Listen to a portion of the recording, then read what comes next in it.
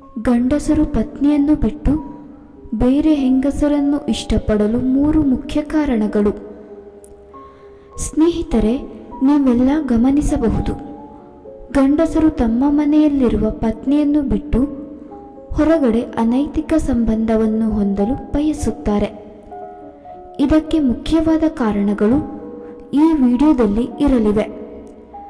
ಆದ್ದರಿಂದ video skip ಮಾಡದೆ ವಿಡಿಯೋದಲ್ಲಿರುವ ಸಂಪೂರ್ಣ ಮಾಹಿತಿಯನ್ನು ತಿಳಿದುಕೊಳ್ಳಿ. ಸ್ನೇಹಿತರೆ, ಪ್ರತಿಯೊಬ್ಬ ಗಂಡಸು ತನ್ನ ಪತ್ನಿ ಅಷ್ಟು ಚೆನ್ನಾಗಿರಬೇಕು, ಇಷ್ಟು ಚೆನ್ನಾಗಿರಬೇಕು, ನನ್ನ ಪತ್ನಿ ಹೀಗೆ ಹೇರ್ ಸ್ಟೈಲ್ ಮಾಡಬೇಕು, ನನ್ನ ಪತ್ನಿ ಹೀಗೆ ಡ್ರೆಸ್ಸಿಂಗ್ ಮಾಡಬೇಕು, ನನ್ನ ಪತ್ನಿಯ ದೇಹದ ಅಂಗಾಂಗಗಳು ಹೀಗೆಯೇ ಇರಬೇಕು ಅಂತ ಪ್ರತಿಯೊಬ್ಬ ಗಂಡಸು ಕನಸು ಕಾಣುತ್ತಾ ಇರುತ್ತಾನೆ. ಅದು ಸಹಜವೂ ಕೂಡ ಹೌದು. ಪ್ರಪಂಚದಲ್ಲಿರುವ ಪ್ರತಿಯೊಬ್ಬ ಗಂಡಸಿನ ಮನಸ್ಸಿನಲ್ಲಿ ಕೂಡ ಹೀಗೆಯೇ ಇರುತ್ತದೆ. ಈ ತರಹ ಅನೇಕ ಆಸೆಗಳನ್ನು ತನ್ನ ಪತ್ನಿಯ ಬಗ್ಗೆ ಹೊಂದಿರುವ ಗಂಡಸು, ಅವನು ತನ್ನ ಪತ್ನಿಯನ್ನು ಕಂಡಾಗ ಅವನಿಗೆ ಬೇಜಾರಾಗುವ ಸಂಗತಿ ಯಾವುದು ಅಂದರೆ ಅವರ ಆಸೆಯಂತೆ ಅವಳು ಇರುವುದಿಲ್ಲ. ಹಾಗೂ ಆ ತರಹದ ಯಾವುದೇ ಭಾವನೆಗಳನ್ನು ತನ್ನ ಗಂಡನ ಜೊತೆ ಹಂಚಿಕೊಳ್ಳದೆ ಹೆಂಡತಿಯಾದವಳು ತನ್ನ ಪಾಡಿಗೆ ತಾನು ಇರುವುದಕ್ಕೆ ಶುರು ಮಾಡುತ್ತಾಳೆ. ಇದರಿಂದ ಗಂಡಸಿನ ಮನಸ್ಸು ಚಂಚಲವಾಗತೊಡಗುತ್ತದೆ.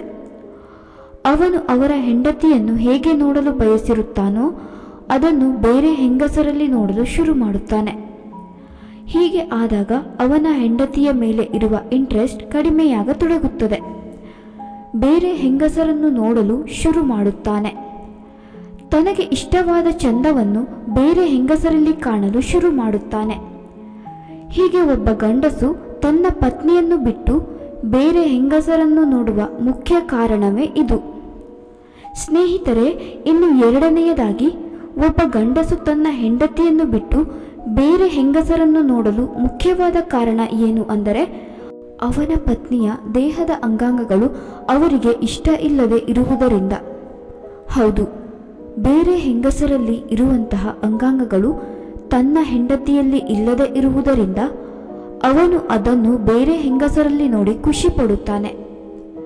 ಇನ್ನು ಮೂರನೆಯದಾಗಿ, ಪತ್ನಿಯಾದವಳು ಗಂಡನಿಗೆ ಮರ್ಯಾದೆ ಕೊಡದೆ ಇದ್ದಲ್ಲಿ, ಅವನಿಗೆ ಸರಿಯಾಗಿ ಬೆಲೆ ಕೊಡದೆ ಇದ್ದರೆ, ಗಂಡನ ಕಿಮ್ಮತ್ತು ಅವಳು ಕೊಡದೆ ಇದ್ದರೆ ಸಹಜವಾಗಿಯೇ ಗಂಡನ ಮನಸ್ಸಿನಿಂದ ಪತ್ನಿಯಾದವಳು ದೂರ ಸರಿಯುತ್ತಾಳೆ. ಇದರಿಂದ ಗಂಡಸರು ಬೇರೆ ಬೇರೆ ಹೆಂಗಸರಲ್ಲಿ ಪ್ರತಿಯೊಂದು ಕಾಣುತ್ತಾ ಜೀವನದಲ್ಲಿ ಅಲ್ಪ ನೆಮ್ಮದಿಯನ್ನು ಕಾಣುತ್ತಾರೆ. ಸ್ನೇಹಿತರೆ, ಈ ವಿಡಿಯೋ ಮಾಡುವ ಉದ್ದೇಶ ಏನು ಅಂದರೆ ಪ್ರತಿಯೊಬ್ಬ ಹೆಂಗಸು ತನ್ನ ಗಂಡ ಹೇಗಿರಬೇಕು ಅಂತ ಬಯಸುತ್ತಾನೋ ಹಾಗೆ ಇರಲು ಪ್ರಯತ್ನಿಸಿ. ತನ್ನ ಗಂಡನ ಮನಸ್ಸಿನಲ್ಲಿ ಏನಿದೆಯೋ ಅದನ್ನು ಅವರಿಂದ ತಿಳಿದುಕೊಳ್ಳಲು ಪ್ರಯತ್ನಿಸಿ.